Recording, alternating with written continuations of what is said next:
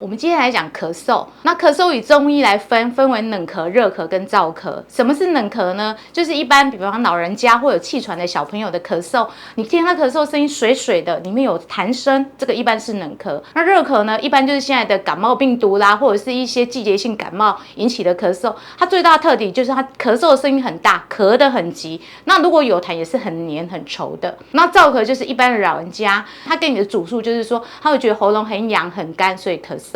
冷咳、热咳跟燥咳在中药用药上其实区分的非常的细，所以我还是建议民众，如果你真的有这样的问题，然后自己又不知如何处理，还是就近找你信赖的中医师再帮你做身体调理才是最安全的。